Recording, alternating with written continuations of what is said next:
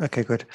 All right, thanks. Let me start by saying thanks for the honor of inviting me to give a presentation here and to hear my views on these matters.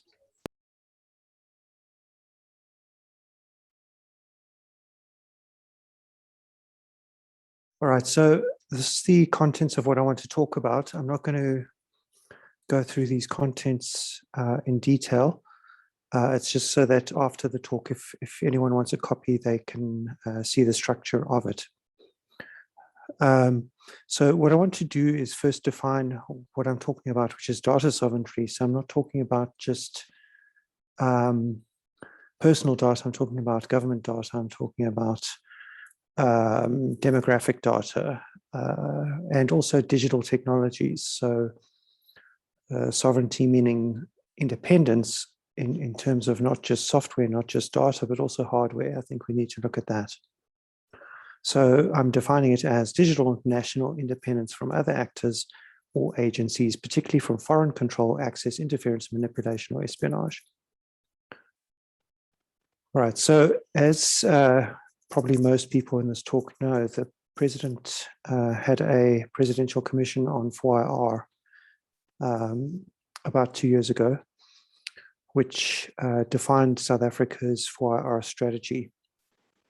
And it produced some institutional frameworks and some recommendations.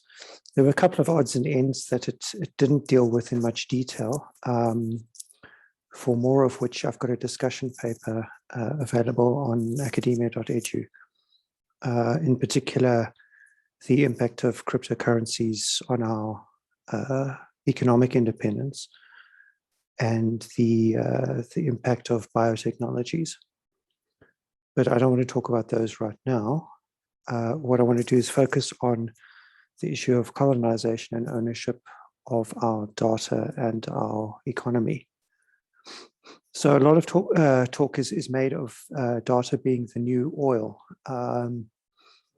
There's quite a lot of truth to that. It's mostly around the way data can be used to be monetized, mostly at the moment for advertising. But also for purposes of espionage and or potential control of the person producing the data. So what we want to try and do is we want to try and avoid a situation where South Africa is, or the whole of Africa for that matter, is in that situation, which it currently is. So the rationale is to avoid colonization, capture, or ownership of the South African or African digital economy by foreign actors, corporate, state, or otherwise, which we already have, as I said. We've already seen the consequences of colonialism and state capture in this country, so we want to avoid that continuing. And we've also seen how dependency on international products can cripple a country. So we saw how Russia has now been inconvenienced quite substantially by the retraction of solutions by the United States from Russia. So they're going to be forced to, for example, abandon Windows as a platform. They're going to be forced to use Linux and so on. And then also the way that, because of the structure and nature of the technologies used on battlefield, we've seen that, for example, the Ukrainians are able to track the Russians, figure out where they are, and strike by taking advantage in flaws in the technology being used. So these sort of considerations are very important from an economic perspective and a military perspective. There's a question that I raised earlier about the question of state capture, which is the control of the state by financial interests, which are non-state and which don't have the best interests of the country in mind. So this would be something like, for example, hegemony of certain software and certain hardware inside South Africa's government, and how it forces us to maintain friendly relations or diplomatic relations with potentially aggressive foreign nations. So my feeling there is we want to try and reduce that dependency. Furthermore, it also traps us in a financial agreement. So without naming the company, I was privy to a discussion where there was a discussion of rolling out some commercial software that price tag was coming to a region of 4 billion. And I objected to this on the grounds of the cost and on the grounds that there was open source equivalent solutions that cost nothing. So this kind of expenditure is being imposed on us by people who are frankly too timid to look at alternative solutions. So what we need to do is we need to be looking at decolonization and technological independence. We need to be looking at also socioeconomic development, which is how do we develop ourselves as Africa, as South Africa, as digital creators and digital technologists if we have no understanding of technology at all, and we just keep being consumers of these technologies. We just keep buying them from superpowers, and we just keep not making our own and relying on these superpowers. The privacy and human rights and the Roe versus Wade issue was discussed earlier, so I won't go on to that. Data localization, this was touched on by the previous speakers. So currently, we don't know where our cloud data is. Most likely it's stored in USA or the UK. And whilst these international monopolies have in fact created local cloud data centers, I think they're both in Cape Town, AWS and Azure. The trouble is that I don't feel comfortable personally with their assurances that our data is not leaving the country. I don't really know if that's true. They say it's true, but well. And then not only from the sort of side of corporates is it a problem for the country in terms of the safety of the data. So let's say, for example, some South African generals come up with a plan of what military actions they're going to take, and they save it into a Word file and then drop it into Microsoft Cloud. Well, then that means immediately that the United States will know about those plans with some delay suitable, based on whatever technology they deploy to check the contents of the cloud. Microsoft, of course, will claim that the cloud's encrypted. They'll claim it's secure. All of us know about the PRISM initiative, which I'll discuss a bit later. I don't think we really trust anyone who says one thing and does something else. So that's the one issue, is the risk from corporate sector in terms of their recklessness with using technologies off the shelf. And the second issue is, of course, with our own citizens who are reckless with sharing their demographic data. So the most notorious case that I can think of where people are really careless is these cartoonify apps. So you get an app on your phone, you take a photograph of yourself, it's all very cute, it turns your face into a cartoon. What happens to your photo? Does it go to some database somewhere overseas? Do you know? Have you read the terms and conditions? Are you effectively building a facial recognition database for some foreign agency so that when you arrive at the airport, they know who you are and possibly what you may have been charged with at some stage in the past, who you're married to, etc., etc. So your privacy is extremely at risk by playing with these apps and putting them on your phone. My general advice to people is to not install stuff. It doesn't matter how cute it is, don't install it. So it's our citizens and our government officials that are at risk. So later on, I'll talk a bit about education and how we educate people to be aware of these risks. So all of us, I think, are also familiar with the issue of Snowden and how he was prosecuted by the Americans or persecuted by the Americans because he hasn't been brought before a court yet, and how he had to flee to, I think, Hong Kong and then Russia, because he revealed that under the Patriot Act, which was pursuant to the 9/11 atrocities, that the Americans have been wiretapping pretty much all communications. And this information has been captured in a book called No Place to Hide by Glenn Greenwald, who's a journalist, I think from Brazil, if I remember right. And in the book, Snowden interestingly points out that all major manufacturers, regardless of which country we're talking about, put, he claims, espionage software into their routers, meaning that if you have network hardware from a major country, it probably does have some function to track your activities. The extent of that is unclear. The nature of it is unclear. Snowden himself is vague on exactly the extent to which that backdoor into the device is a threat. So, for example, it may be able to transmit the traffic to another location as well, but it's unclear whether it, for example, can undo encryption. I don't think that's possible yet, but there is that risk. So it's a very interesting thing to be aware of, that you could be constantly being monitored, in fact, particularly by the NSA. Those are the ones that he mentions explicitly. In fact, he went to the extent of saying that they directly open the devices and put chips in them. So that's an interesting claim. So this is the graph you can get online. This version, I think, came from the Verge website. It shows the PRISM initiative, which is an initiative by the NSA to monitor internet traffic. And you'll see at the top, there's your telecommunications cables. The earlier speakers were talking about how large American corporations provide telecommunications cables. Well, that's because they want to obviously mine our data. But what they do with that data, of course, is share it with the espionage agencies of the United States. So you can see the companies at the top: AT&T, Verizon, Sprint, Facebook, Apple, Google, Microsoft, Yahoo, and AOL. Not that anyone here uses AOL, but certainly Apple, Google, and Facebook. And you see, if you follow the lines, they go through legislation, Visa Amendments Act 702. So in terms of that act, they are then permitted to send it to the NSA.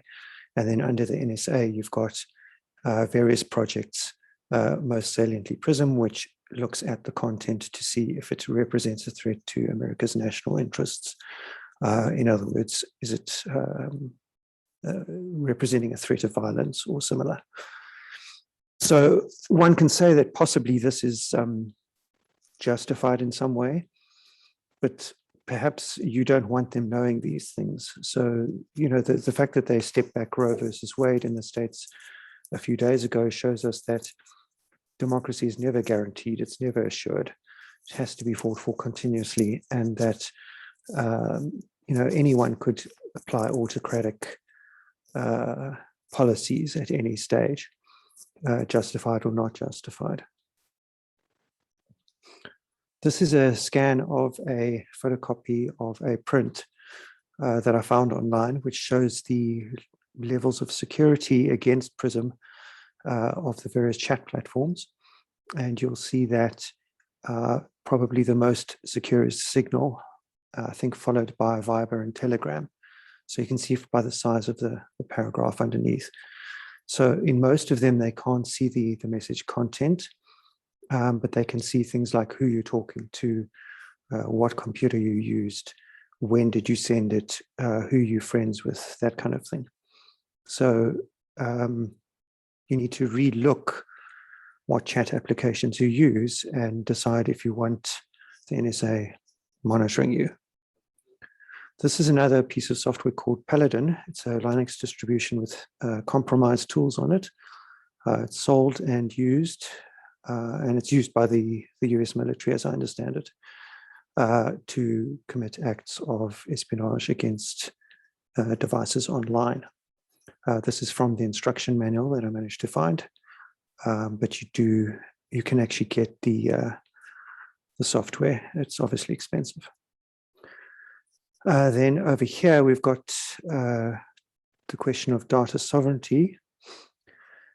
And the question here then is, how do we prevent this? How do we prevent being controlled by superpowers? How do we prevent superpowers knowing what we're doing, why we're doing? How do we prevent them interfering with our own local policies? So, for example, if we decide that we are pro-termination of pregnancies, we don't really want somebody who is, you know, against that to interfere. If we're pro-equal rights, we don't want somebody who's not in favor of equal rights to interfere, and so on. So we need to be very much aware of the threat represented by the fact that we're just willy-nilly giving away our data, giving away our control of our data centers, and giving away control of our networks. In fact, we have zero control over these things. So here's an example of a risk of our naivety. This happened earlier this year, where the president's private details were hacked. And this sort of thing's possible just because he uses standard technologies that we all use, and they have known vulnerabilities. So even though we have the POPI Act, the Protection of Private Information Act, hackers don't respect that, and I'm not clear that certain superpowers respect that.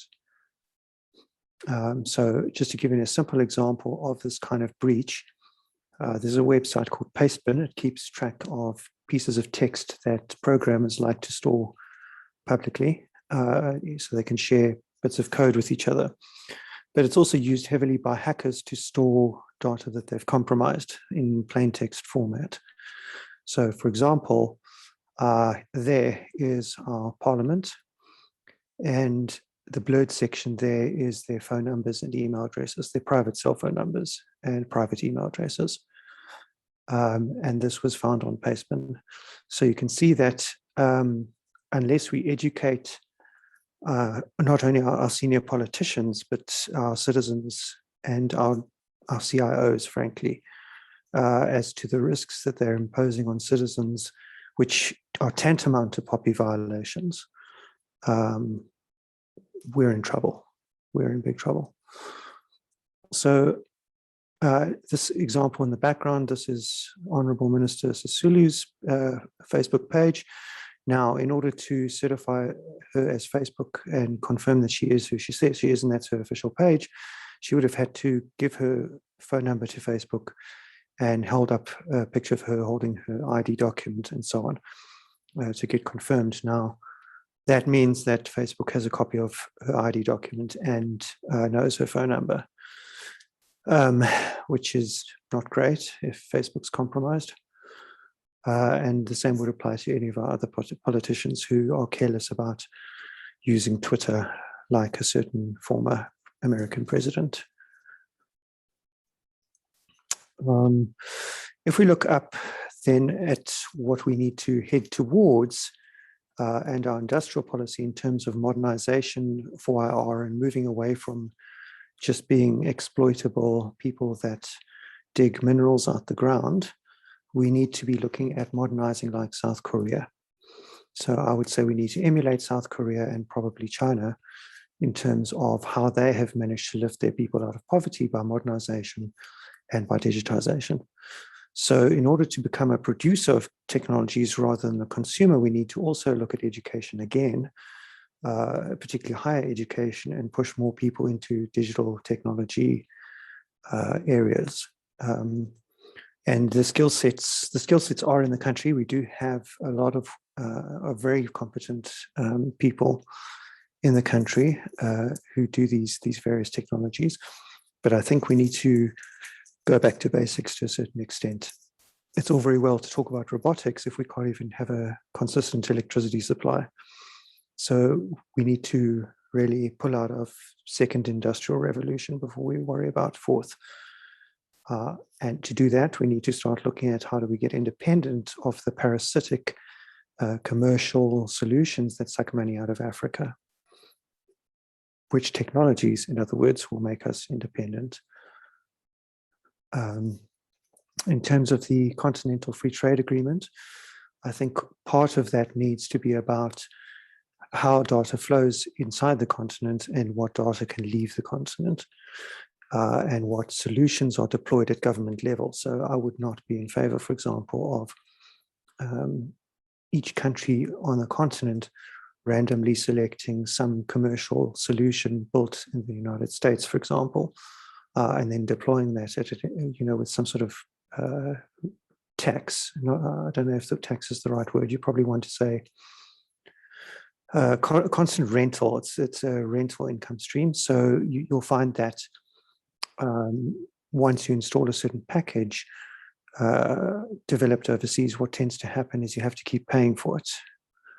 And if you don't keep paying for it, you don't get upgrades. And you don't get software patches, you don't get maintenance. And then what happens is you become vulnerable to hackers and infiltration. And who's to say that those hackers and infiltrators are not from the software company itself?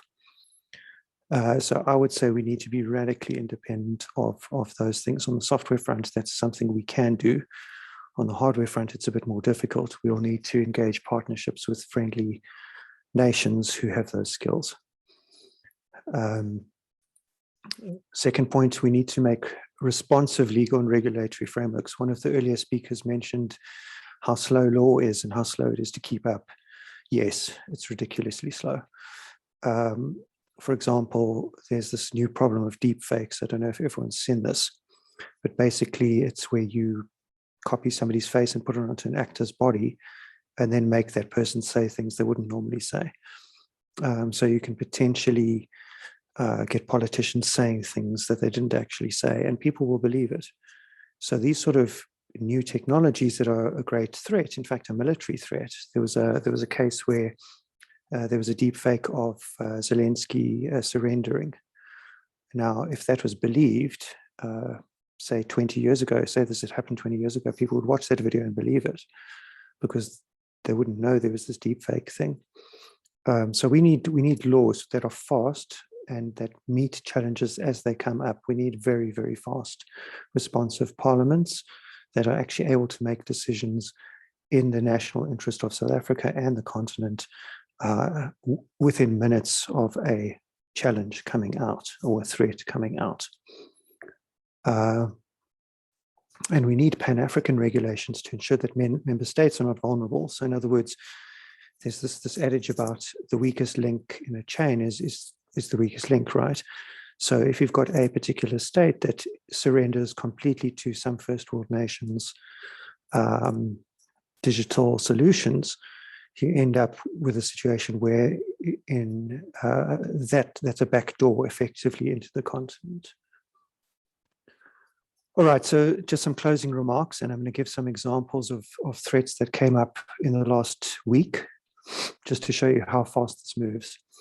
So I think the severity of this problem can't be understated. The economic implications are severe. The costs are high. They charged in US dollars. And as the African continent's currencies are systematically devalued by speculators overseas, we find ourselves in a situation where we're paying more and more for these solutions that we're trapped with. One of the earlier speakers used the phrase Trojan horse. That's precisely what these things are. They look good, they look like they'll do the job, and once they're in the door, you're trapped in a license agreement. We are exposing ourselves to unknown foreign agencies, and there are risks that we are not aware of or thinking about yet, which is things like drone warfare, Bitcoin botnets, and so on. So I'm just going to give a few examples of the risks we're facing, and then I'll close my discussion. So this risk on this page shows scalper bots. So what that is it's people that have AIs that log into government websites, book up all the available slots on those government websites. So for example, a driver's license test or a application to get your ID renewed, those sort of things. And then what happens is you have to buy that appointment from the scalper. So they're profiting off the government systems being vulnerable. Other examples, yesterday they announced they found an algorithm that can predict crime in American citizens a week in advance with 90% accuracy. Now, if you read the details of this article, it's not quite the same as the Tom Cruise movie, Minority Report. It's more like statistical inference. So what happens is they infer that things will continue as they are, meaning that racism and structural racism in particular exposes persons of color to further brutalization by the American police. Because what's happening is the solution predicts that in predominantly non-white areas that certain crimes will come about and certain persons, individuals, will commit certain crimes because they have certain statistical markers of likelihood of being a potential criminal. So this would then justify, of course, further police brutality. So that's an example of a risk. Now, if your data from South Africa is flowing overseas, even though you yourself may, for example, have not committed any crime of terrorism or not have, for example, signed up to join ISIS, you may land at JFK Airport and then be told, no, you can't come into the country because you've got too many flags as a potential terrorist, according to the AI. So these are the kind of risks that our careless distribution of our data overseas and into the cloud is causing. Next example, deepfakes. So here we go. The risk of Bitcoin. So this slide talks about whether Bitcoin is going to replace the USD as the international currency. Personally, I think that sounds like a good idea. But that has certain risks, especially since a large amount of the so-called Bitcoin mining is done in America and China. It still places us at risk in Africa. And that has to do with the power consumption of mining. There's another example. So there's Putin talking about possibly using a Bitcoin-backed currency. So this thing's coming. That's it.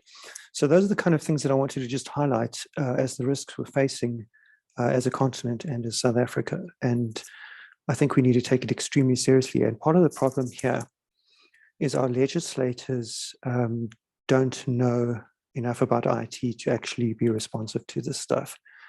And there are people that have vested interests in this country in terms of selling pre-existing products, particularly Western products, but also hardware solutions. And those people with those vested interests in selling those products would obviously lobby politicians to not break the dependency on foreign solutions.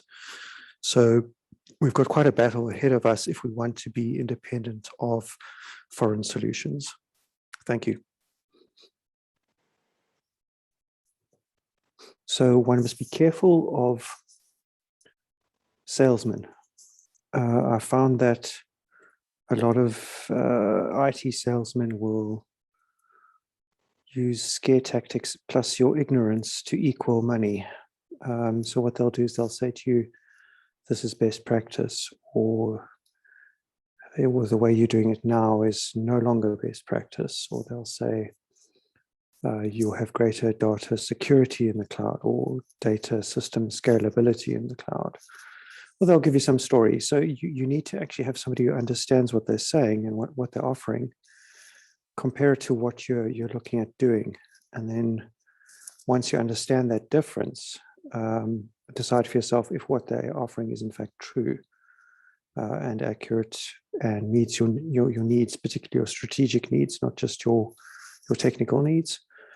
So, the technical need, for example, of scalability is all very well, but does that meet the strategic goal of data sovereignty? No, it doesn't, unless it's a local cloud stored in South Africa, controlled by South Africans using software developed in South Africa, say, with peace to the Pan-Africanists. I'm just using it as an example because we've got 2 cloud data centers here. So if you look at how Amazon started prior to deploying AWS cloud, they were a bookshop.